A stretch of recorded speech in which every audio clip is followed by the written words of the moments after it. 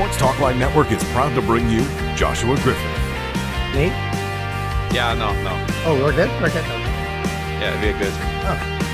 So I am so very happy to welcome back to the show Vancouver Whitecaps CEO and Sporting Director, Axel Schuster. I want to cover playoff hockey in Vancouver. I want the fans to enjoy and experience playoff hockey in Vancouver. I want the Canucks to win a Stanley Cup for this city. Just, as I said, wild. It's not what you would expect, other than good football, which the NFL, I got to say, they're doing a heck of a job of delivering. You can't diminish what he's done. And this isn't just to be an honorary award. I think the numbers that he's put together on both sides are warranted of an MVP. You went right for the crest and gave it a big kiss as you were running towards the fans. It was. Oh, what's so funny, honestly, like, I always was laughing about players who do that because I'm like, come on, stop this shit. And it just happens out of emotion. Here's your host, Joshua Griffith. That's right. This is the Unnamed Sports Show. Thank you so much to the voice of the Whitecaps, Mr. Don Andrews, for that gracious introduction. And, of course, to the matinee for the amazing music. I'm your host, Joshua Griffith, and this is the Unnamed Sports Show here on the Sports Talk Line Network, where we talk sports 24/7, 365. So we are getting very close to Selection Day for the NCAA March Madness Tournament. That will take place March 13th on Sunday, so I figured it's time to talk some college hoops. And what better way to do it than with head coach of Sierra Univsitery Golden Eagles, John Janssen. So we're going to talk about what it takes to be a coach at such a high level, what it takes to motivate athletes, and not just on the court, but off the court on the school side. We're going to talk about the motivation and the benefits that playing different sports when you're younger takes. Maybe, mention one of his brothers or something like that. He might have played some other sports. So, tune in for that, for the interview. But of course, before we get to it, we need to take care of some housekeeping. So make sure to hit that a like and subscribe button for the Sports Talk Line Network if you haven't already. Check out all the other great videos. NCAA March Madness. We're going to have lots of content out. So check that out. Follow me on Twitter at Joshua Griffith0. And of course, check out the Sports Talk Line website. We have lots of March Madness previews up right now, getting everyone ready and getting you to know all the players that you're going to be watching in the next couple of weeks for the tournament. So make sure to check that out. Now that we have all of that taken care of, I am so thrilled to introduce my guest, John Janssen. You guys are going to love this. We had such a blast. We could have probably gone on for another 10, 15 minutes. We did in the green room. You guys don't get that, unfortunately. We talked some other sports, but we talked a little bit of basketball, a little bit of baseball, a little bit of everything. So I hope you guys really enjoy this. This is my interview with John Janssen. All right, so I'm joined now on the Unnamed Sports Show by head coach of Sierra Univsitery, home of the Golden Eagles, John Janssen. Thanks for joining me today. How are you doing today, John? Doing great. How are you doing? I am doing so fantastic. The sun has been shining for all week long here in Vancouver Island. And, if anybody knows, in March, that's kind of a rarity. So I've been soaking it up, and I'm excited to talk to you today. Yeah, I'm excited too. Let's talk some hoops. Absolutely. So, obviously you're in your second season coaching with the Golden Eagles. Third season. Third season. Oh, I'm sorry. Just finished. It's okay. I'm already gonna super Dave Osborne this interview. And we chatted in the green room. So, but as an athlete that played football for so many years, and I can tell you that kind of the high level quality trying to get into some of these schools. I was trying, back in my days. What can you tell me academically on and off the field, and what the schools kind of offer for basketball programs and for just what they can offer to players? So it's different. Every school is different. I'm kind of at one of the more bottom schools, and we don't really offer a lot. We look for players who get a lot of government financial aid, who get grant money, and then who are kind of like in a little bit of financial need. And then that can actually, their parents kind of chip in a little bit, because we have almost no scholarships. Now, most schools do have scholarships, but it's on a school by school basis. It's how much your university or college wants to invest in sports, and what they think the benefit of giving that money to students is. And for a lot of schools, especially like the big Division I schools, it's publicity. Like we know Alabama because they're a football team. We know Duke because they're a basketball team. And so these schools invest in their sports, and they give the money to the athletes because they know that it's going to come back to them with, enrollment and stuff like that. So it's definitely a school by school basis. In our conference, most of the schools in our conference give 4 to 8, but it just varies school by school on how much they want to invest. How did you get starting in your coaching career? Because obviously, you had a pretty illustrious playing career after your college days. You went overseas for a little while, played in Australia, Germany, Uruguay.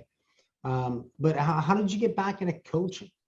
So it's funny because I never even really considered coaching as like a career or a job, but I'd always kind of coached, like in the summers I would come back and I would coach like a 7th grade NJV team, or I would train kids for like $25 an hour or something like that.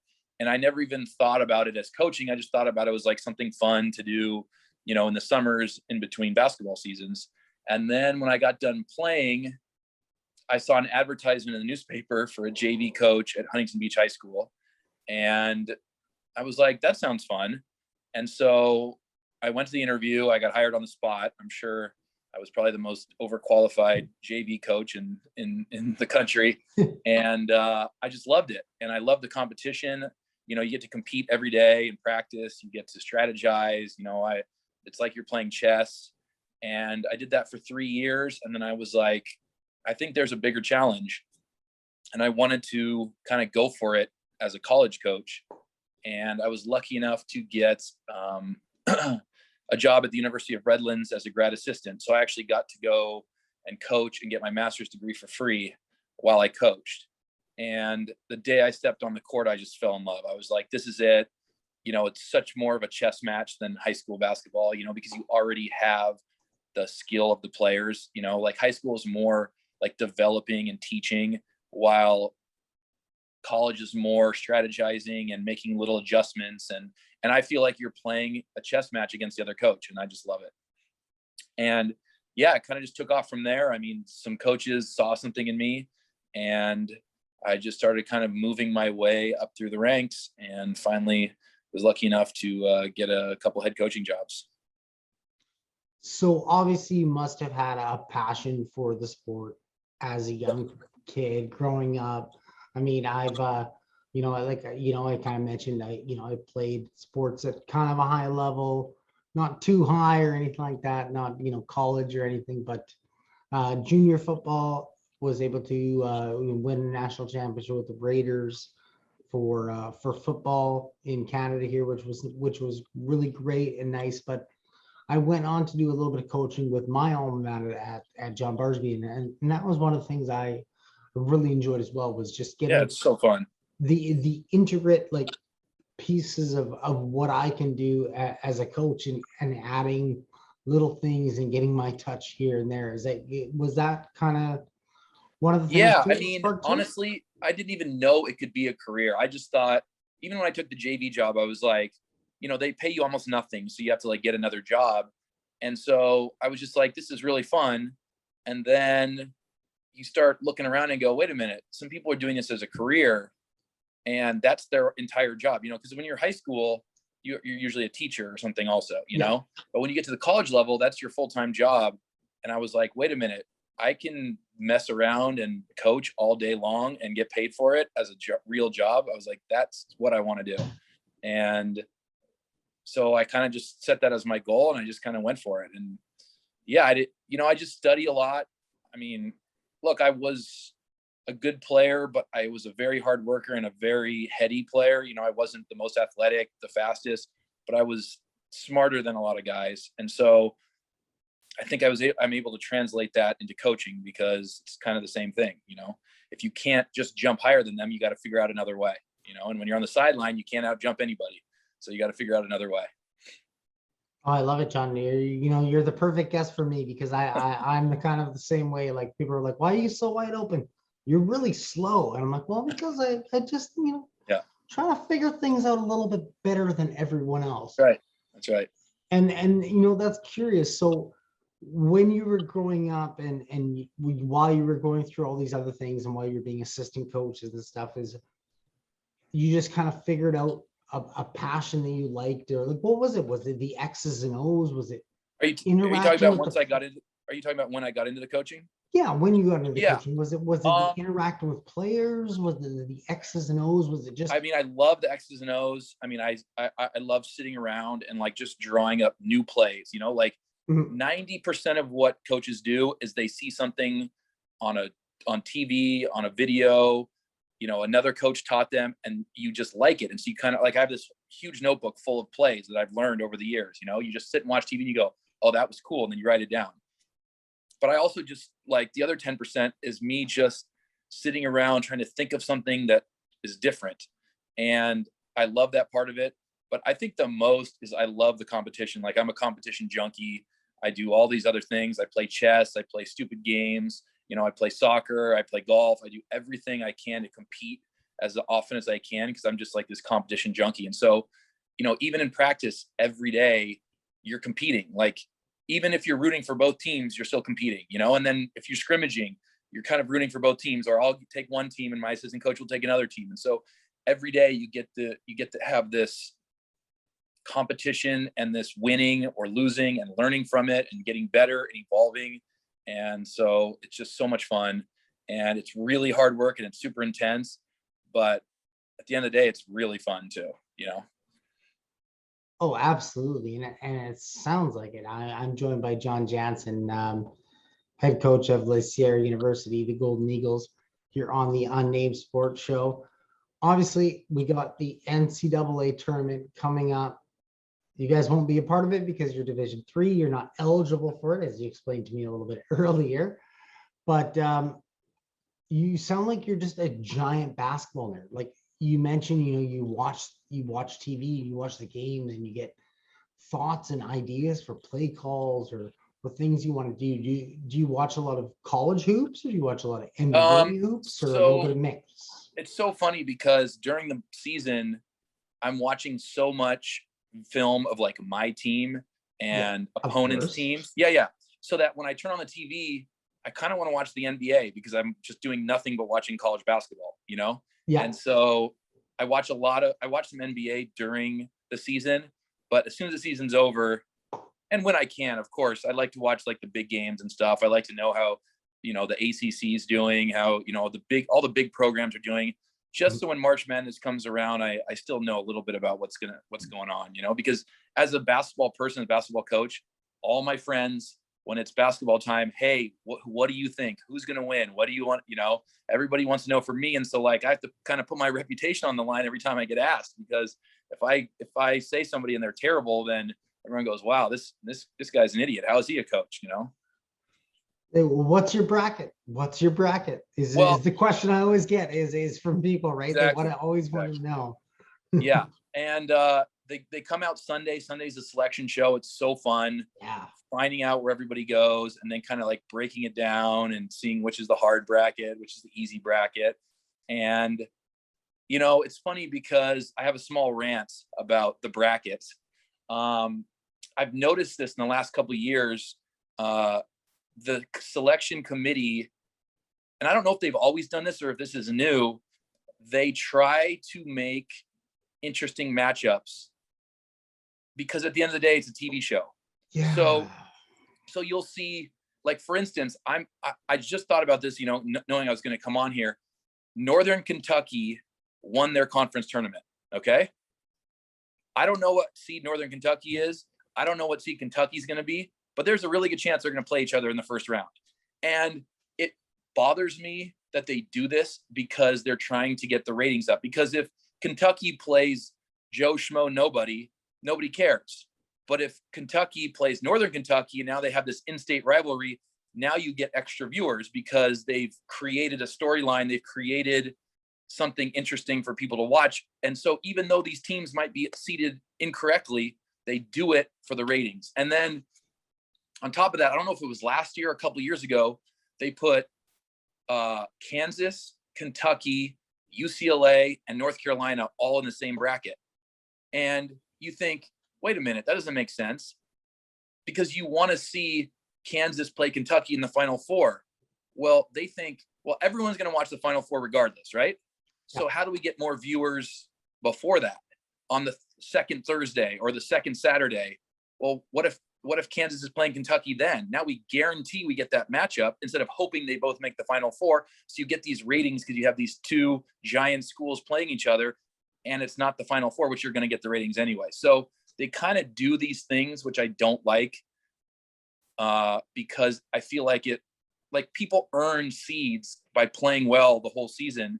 And then the committee just goes, yeah, whatever, let's just make a good game, and it bothers me. But at the end of the day, they're trying to make money and they're trying to get people to watch the game. So that's what they do. So you always kind of see that in the bracket, and they can't do it for every game, of course, but it's something that it's not the best, but it doesn't take away from the fun of March Madness and filling out your brackets and all that kind of good stuff. No, I'm so glad you mentioned that too, because with the introduction of like the play-in games and who's going to win this final seed in games, and they're going to get 12th overall seed. And I'm like, well, if they're 12th overall seed, well, shouldn't both of them get in above, two of the other teams that are here? But they're just making it a spectacle, like you said. Exactly. And it is a TV program, and I understand that, but yeah, it's March Madness. We're all watching it. Yeah, we're all watching for sure. It's the first 2 days are so fun. 16 games a day. It's just so fantastic. You wake up at 9 a.m. and you have a do or die game at 9 a.m. all the way through 11 at night. And it's so fun and it's so great. And take those 2 days off work is what I got to tell you. And it is just the top NBA draft prospects that we're going to see in this 2020 NBA draft. Like, it's just game after game of them parading them out. Like, I remember last year, I think last year was probably one of the most enjoyable ones I've seen in the last couple. But yeah, I mentioned the NBA draft picks. You talked about being a big NBA fan. What's your team, John? You're gonna lose a lot of viewers right now, but my team. Well, you don't know exactly where my show's based out of, so hold on. I know, but what I'm gonna say doesn't matter where you are. My team is whoever LeBron James is playing for. Okay. We're going to gain a lot of viewers. LA, we got an LA LeBron James fan. So I've been a Laker fan my whole life. LeBron came in the league. I just, as a coach, he's so amazing because not only is he your best scorer, but he's the most unselfish. And the hardest thing to do in basketball is to get your best players to pass the ball. He's too unselfish. I hope no one saw what happened last night, none of your viewers, because everyone started trashing him for passing the ball when a guy was wide open instead of shooting it. It really bothers me that everyone's trashing him right now. Anyway, he plays his butt off on defense. He's a leader. He literally gives the ball to everybody else. He goes to Cleveland with Kyrie. He goes, go ahead, Kyrie. He comes to LA with Anthony Davis. He goes, go ahead, AD. He's so unselfish while still scoring 1 million points. And I just love him. He's a great person. He does so much off the court, and everybody hates him. And I'm here for the fight for LeBron. So anyway, but I'm a Laker fan growing up. And when he came to the Lakers, I was just so happy.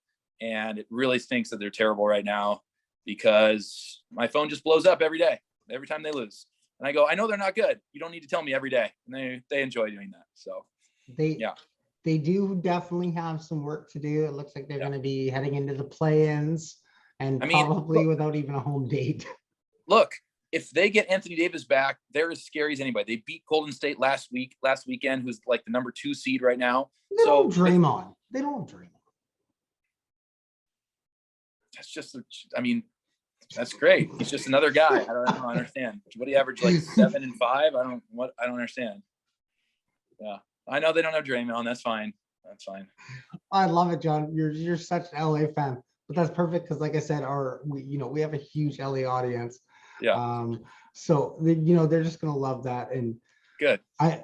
I might not be the most LA fan. Obviously, I'm up in Canada here, so I'm definitely up with We the North and the Raptors. But as one of my colleagues pointed out to me one time, it seems like they have multiple personality disorders every game. So the Raptors. Yeah. It's just so hard for them to keep players. It's not like a destination. And so even though they've had a couple really good teams, the minute the teams are done, everyone just kind of goes their own way. And it's really tough for them to kind of maintain it because it's like not a destination, like even Lowry, who was there forever, he just took off, and you just lose all these like really important glue guys. And it's just hard for them to just keep it up,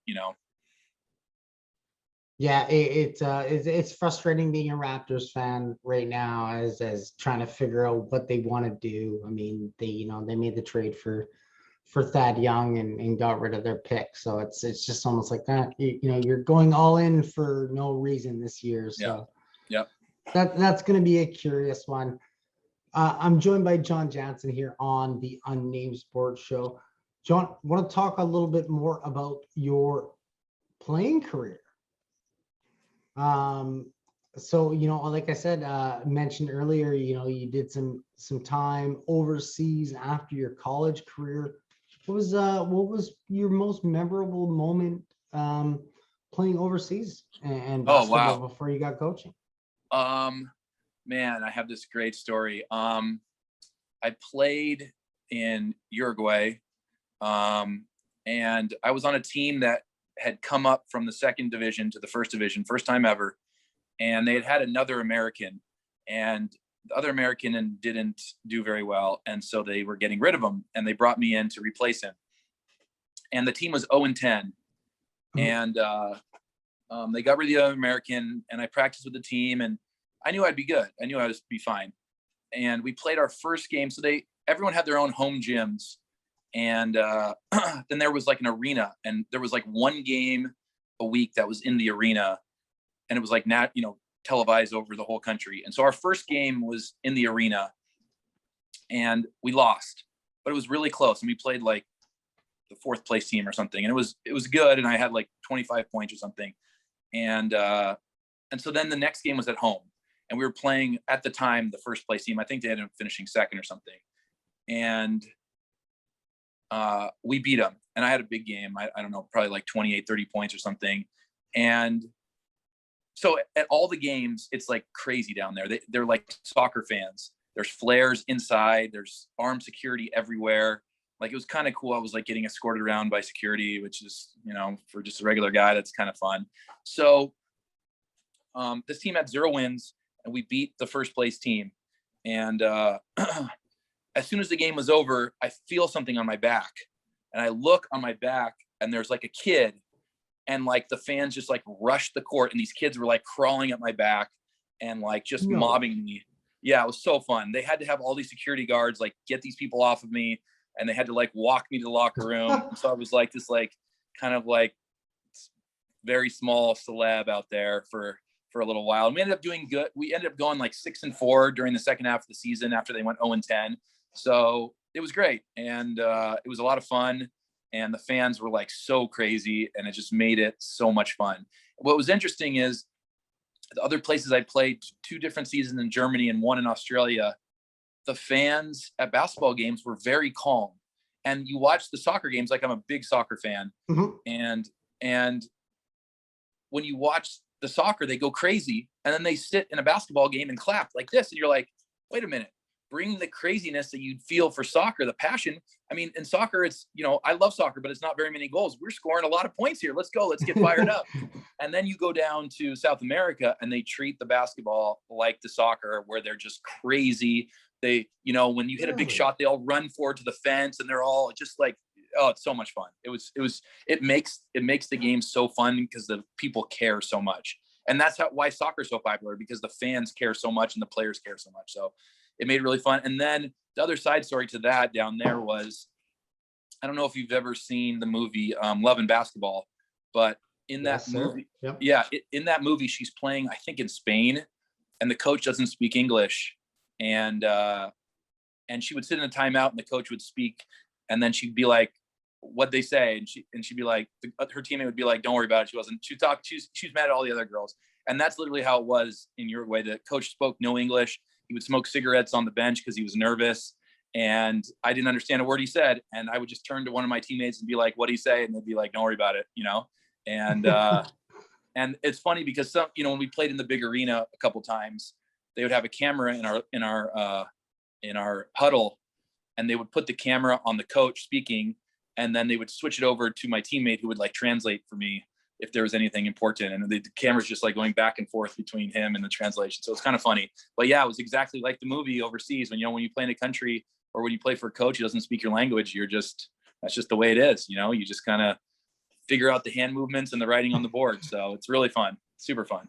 Figure out body gestures and grunts, right. and a couple words that you can understand. That's so cool. I don't know if you're familiar with Major League Soccer, but the jersey behind me is the Vancouver Whitecaps, and that's one of the teams that I cover. And so, with your soccer stories, one of the things that I always ask the soccer players is, what's the greatest places that you ever played at? And I asked them what's the worst thing that's ever been thrown at you? And I don't think I've ever had a soccer player say, I've had a kid thrown at me or have kids climb on me. So this is like this. Yeah, it was great. It was amazing. It's like an all-time memory, Oh yeah, and you can just tell the passion from those fans. And you mentioned soccer fans will know absolutely the image of fans running to the fence and pushing on it and cheering. That's such a cool experience, John. Yeah, for sure. And it was so funny is, we played in this dingy little gym. Someone lived there. He had a dog running around. The floor of the court was like this. Like you would never take a charge because you'd cut yourself open. Like it was just like, it's a third world country, and that's just the way it was. But it made it so fun because you're playing in these little tight gyms and the fans are on top of you and everybody's like going crazy. It was so great. It was fantastic. That's cool. I could probably talk about you with your experiences in some of the venues you played with for hours and stuff, but I know we don't have that much time. So John, so let me tell you one more thing. The best part about it was after the games, we were drinking beers every single time. I mean, when I was in Germany, one of my teammates, the game would end and he would have like this big crate of beers on the floor. I mean, I still have my shoes on and this guy's drinking a beer on the floor. It was like so much fun. You win a game, everyone's drinking beer in the shower and singing and stuff. It was fantastic. It's fantastic. It's such a great culture and it's so much fun. That's cool. Do you think basketball in North America is getting to that point now that it is in Europe? Just like you said, it's a little bit different, obviously, than it is in like South America and stuff. But do you think that it's just getting to that way that it's just like kind of like a cult following, and we're getting? I mean, I guess we see that in university and stuff, but yeah, more in universities. The NBA is never going to have that kind of passion because there's so many games and there's just so few games where everything's on the line. Where college is, in Europe, the reason there's so much passion is because there's no playoffs. So every game is really important to them, and here 82 game regular season, each game doesn't really mean that much. And, if you lose today, you'll be fine tomorrow. And even if you get in the playoffs, well, it's like 7-game series. So until you get to game 7, but when you get to college where you have a much shorter season and things are on the line every game, you have way more passion, and you have the kids, they're younger. And so they're more excited and stuff. And so it makes it really, really fun. So yeah, I would compare it more to like the college level with the passion of the fans for sure. Yeah. And hopefully one day it gets that, but yeah, like I said, unless they, unless, like you said, unless they maybe shorten the season or something with the 82 games, it's just we're not going to get it right now. There's so much. You see the rest by the players and all that jazz. Yeah. So John, I can't have you on now. My dad's a giant Blue Jays fan, so he's gonna want to have a little bit of Casey Jansen talk. I found out that you're his brother. Obviously, No. He's my brother. There we go. I'm the big brother here. Okay. Oh, you're the big brother. Okay, Yeah. perfect. So he's followed in your footsteps. So why didn't he go to basketball? Did he play basketball? When we were growing up, he was always the baseball guy. I was always the basketball guy. I chose a sport where a guy with my size and speed would never make it, but I'm an idiot, so I chose it anyway. And he chose a sport where he could make it, where you don't have to be athletic. You can just be a guy who's just all over the place, no problem, I'm just kidding. Oh, that's shade. I love it. Yeah. No, he did his thing. He was great. He played at UCLA and got drafted, and then just fought his way up through the minors and kind of carved out a pretty good career. He started as a starter, didn't go great. They kind of moved him to the bullpen, and he just kind of worked his way through the bullpen and ended up being the closer there for a few years and did a pretty good job. So it was pretty cool. That's fantastic, man. It sounds like you guys have a really sporting family. Was that something that was big when you were growing up? Yeah, for sure. And I have friends now with kids, and I kind of hear them talk about, oh, my kid doesn't want to go to practice. And so I asked my parents, I was like, were we like that? And my parents were like, no, you guys were ready to go every day. You guys wanted to, you guys were intense. And part of that comes from them, I'm sure. But what's actually really interesting is, nowadays you kind of get put in one sport at a really young age. And we were never like that until probably almost high school. I mean, we played baseball, basketball, soccer, tennis, golf, swimming. I mean, we were playing 4 or 5 sports basically until high school. I know my brother kind of did more baseball once he was like in middle school, and I did a little more basketball, but we were still playing everything. I remember playing baseball up until, my freshman year of high school. And then even in high school, I played 4 years of tennis while playing basketball, and I would just set the basketball down and play tennis and then pick up the basketball again. And so I was doing 2 sports all 4 years. And I'm telling you, when it was tennis season, I didn't touch a ball. And then the rest of the year I played nothing but basketball. So, it was, I don't know if that helped or hurt, but I know we just never got burnt out of a sport because we were always switching sports and stuff like that. So it's kind of interesting because now that doesn't happen. If you're a basketball player, you're playing basketball year round, starting at like age 7 or something. So yeah, it's very, very interesting now with all the camps and everything specialty. Yeah. But yeah, I remember growing up. Yeah, until well into high school, I was all over the place playing basketball, playing, soccer, playing baseball, playing football. And then it wasn't until like later in the university that I was like, okay, well, I might have a chance to do some stuff in football. But, like you said, not fast enough or athletic enough myself either here. So that didn't work out. So now I just get to talk to great people like you, John.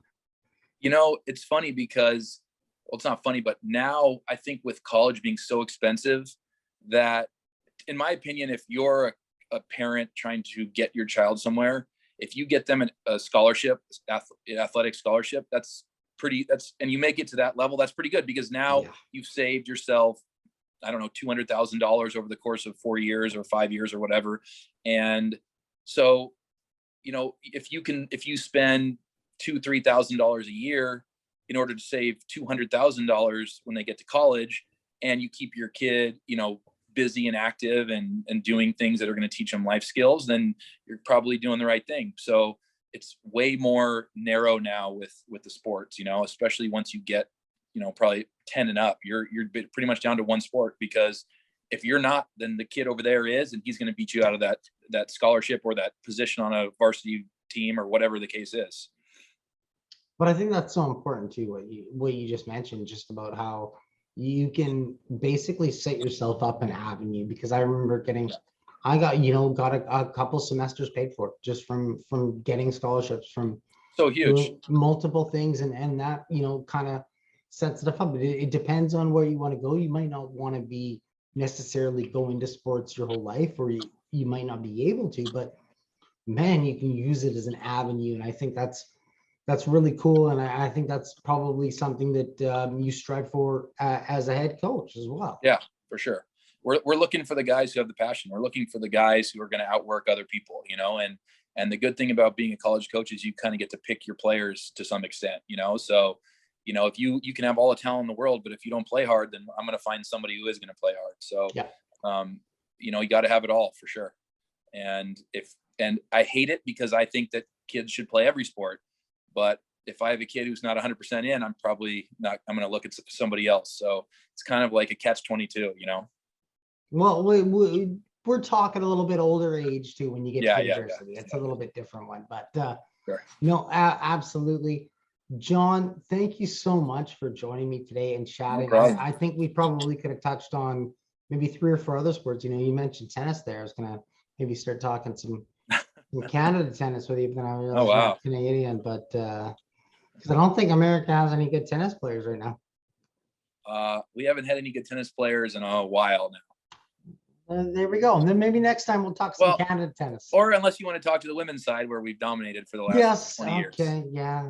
Until about a year ago. But hey, before we go, for your viewers, Gonzaga, Auburn. Those are my 2 picks to make it to the finals. Okay, so all those people. Gonzaga, Auburn. Okay. So those people who are filling out their brackets, don't get mad at me. It doesn't work, but those are my 2 picks to make the finals. So I hope they're on opposite sides, or else they can't make the finals. But I really, really like Auburn. They remind me of Baylor last year. They're really physical. They don't shoot as well as Baylor, but they're really physical. They're nasty on defense. They play well together. And then Gonzaga, I don't think they're as good as last year. But again, they're going to be a 1 seed. They got the freshman Chet Holmgren, who's really long. They got Timmy. And I just think that they have a really good chance of getting back there. So those are my 2 picks. Sorry if I'm wrong. And if I'm right, Venmo me. Okay, I was going to end the show, John, but now we're going to have to talk a little bit about Auburn. Okay. No, I love those picks there because of Drew Timme. Obviously, he got lots of repetitions last year, and he saw what the tournament was all about. Yeah. And, Chet Holmgren he's on fire this year. Yeah. 14.4 points a game, 9.7 rebounds, great picks. Hopefully they're on the other side. And then for Auburn, Bruce Pearl has that team going great. Number 5 ranked, 14-3 in the conference. And they're under the radar too, because they're not like traditional power. And, I think they only had 1 loss, and then they played some tough road conference games. And you're going to lose tough road conference games. You're going to a hostile environment. You're going to get no calls. The crowd's going to be crazy. It's really hard to win those games. So it's not like it's bad. You play those teams twice every year that you all know each other. So you're going to lose conference games. The only team that goes undefeated in conference is Gonzaga, is because their conference is so weak. Duke loses games every year. So Auburn lost a couple games, which is really putting them under the radar. I think they'll probably be like a 2 seed, and they're going to be scary. So I really like them. And those are my 2 picks. No, I like that. I